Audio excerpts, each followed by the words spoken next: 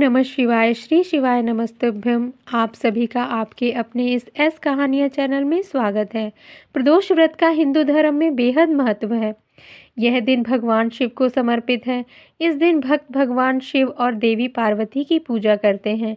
शनिवार के दिन पड़ने वाले प्रदोष को शनि प्रदोष के नाम से जाना जाता है। ऐसा कहा जाता है कि जो जातक सच्ची श्रद्धा के साथ इस व्रत को रखते हैं उन्हें भोलेनाथ का पूर्ण आशीर्वाद प्राप्त होता है। शनि प्रदोष व्रत करने से व्यक्ति को शनि दोष, साढ़े साती, ढैया और बाकी शनि से जुड़े कष्टों से छुटकारा मिलता है। शनि प्रदोष व्रत जीवन में सुख, शांति, समृद्धि लाता है। कथा सुनने से पहले मेरे इस चैनल को सब्सक्राइब कर लें। यह कथा आप सभी को अच्छी लगे तो इस वीडियो को लाइक करें और कमेंट बॉक्स में जय भोलेनाथ लिखना बिल्कुल ना भूलें। चलिए सुनते हैं शनि प्रदोष की व्रत कथा। शनि प्रदोष की व्रत कथा के अनुसार प्राचीन काल में एक नगर में सेठ जी रहा करते थे। सेठ जी के घर में हर प्रकार की सुख सुविधाएं थीं, लेकिन संतान नहीं होने के कारण सेठ और सेठानी हमेशा दुखी रहा करते थे। काफी सोच विचार करके सेठ जी ने अपना काम नौकरों को सौंप दिया और खुद सेठानी जी के साथ तीर्थ यात्रा पर निकल पड़े। अपने नगर से बाहर निकलने पर उन्हें एक साधु मिले जो ध्यान मग्न बैठे थे। सेठ जी ने सोचा क्यों ना साधु जी से आशीर्वाद लेकर आगे की यात्रा की जाए। सेठ और सेठानी साधु के निकट बैठ गए। साधु ने जब आंखें खोली तो उन्हें ज्ञात हुआ कि सेठ और सेठानी काफी समय से आशीर्वाद की प्रतीक्षा में बैठे हुए हैं।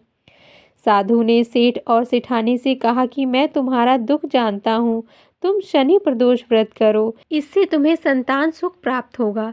साधु ने सेठ सेठानी को प्रदोष व्रत की विधि भी बताई और भगवान शंकर की निम्न वंदना बताई। हे रौद्रदेव शिव, आपको नमस्कार। शिव शंकर जगत गुरु, आपको नमस्कार। हे नीलकंठ सुर, आपको नमस्कार। शशि मौली चंद्र सुख, आपको नमस्कार। हे उमा कांति सुध, आपको नमस्कार। उग्रत रूप मन, आपको नमस्कार। ईशान ईश प्रभु, आपको नमस्कार। विश्वेश्वर प्रभु शिव, नमस्कार। दोनों ने साधु से आशीर्वाद लेकर तीर्थ यात्रा के लिए आगे चल पड़े।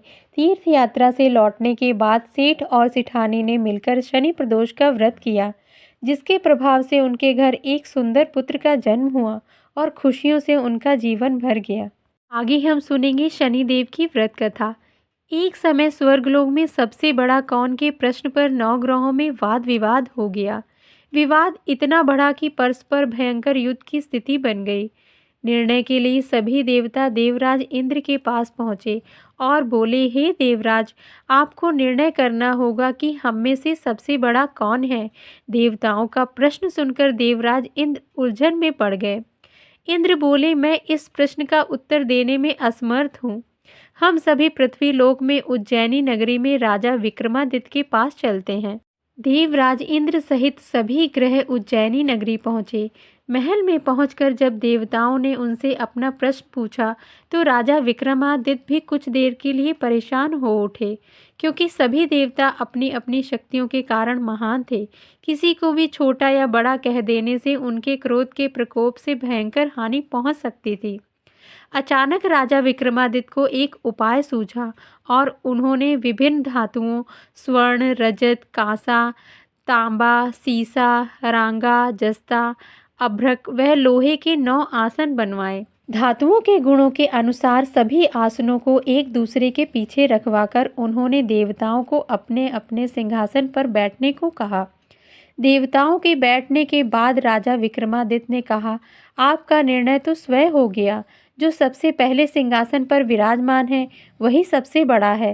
राजा विक्रमादित्य के निर्णय को सुनकर शनि देवता ने सबसे पीछे आसन पर बैठने के कारण अपने को छोटा जानकर क्रोधित होकर कहा, राजा विक्रमादित्य, तुमने मुझे सबसे पीछे बैठाकर मेरा अपमान कर दिया है।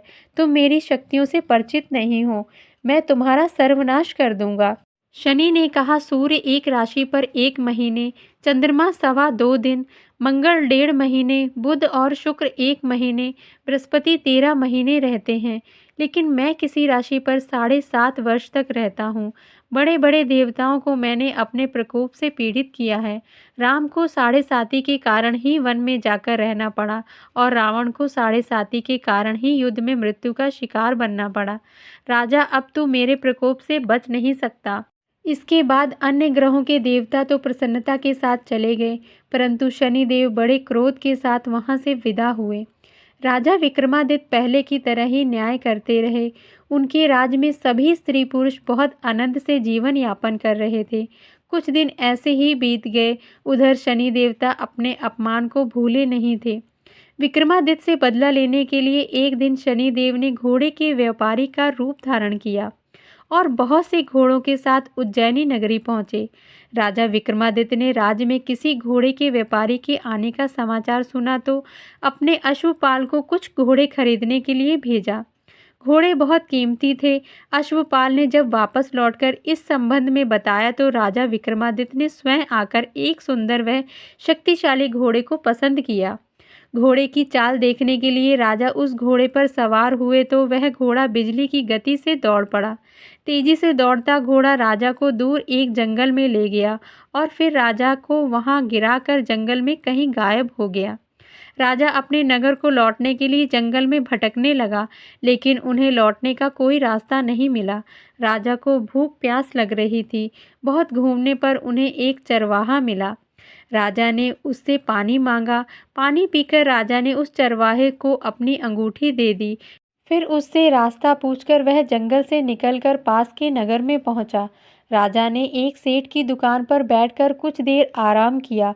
उस सेठ ने राजा से बातचीत की तो राजा ने उसे बताया कि मैं उज्जैनी नगरी से आया हूँ। राजा के कुछ देर दुकान पर बैठने से सेठ जी की बहुत बिक्री हुई। सेठ ने राजा को बहुत भाग्यवान समझा और खुश होकर उसे अपने घर भोजन के लिए ले गया। सेठ के घर में सोने का एक हार खूंटी पर लटका हुआ था। राजा को उस कमरे में छोड़कर सेठ कुछ देर के लिए बाहर गया। तभी एक आश्चर्यजनक घटना हुई। राजा के देखते देखते सोने के उस हार को खूंटी निगल गई। सेठ ने कमरे में लौटकर हार को गायब देखा तो चोरी का संदेह राजा पर ही किया, क्योंकि उस कमरे में राजा ही अकेला बैठा था। सेठ ने अपने नौकरों से कहा कि इस परदेसी को रस्सियों से बांधकर नगर के राजा के पास ले चलो। राजा ने विक्रमादित्य से हार के बारे में पूछा तो उसने बताया कि उसके देखते ही देखते खूंटी ने हार को निगल लिया था। इस पर राजा ने क्रोधित होकर चोरी करने के अपराध में विक्रमादित्य के हाथ पांव काटने का आदेश दे दिया। राजा विक्रमादित्य के हाथ पांव काटकर उसे नगर की सड़क पर छोड़ दिया गया। कुछ दिन बाद एक तेली उसे उठाकर अपने घर ले गया और उसे अपने कोहलू पर बिठा दिया। राजा आवाज़ देकर बैलों को हाँकता रहता। इस तरह तेली का बैल चलता रहता और राजा को भोजन मिलता रहता।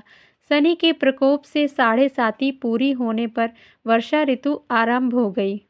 राजा विक्रमादित्य एक रात मेघ मल्हार गा रहा था कि तभी नगर के राजा की लड़की राजकुमारी मोहिनी रथ पर सवार उस तेली के घर के पास से गुजरी।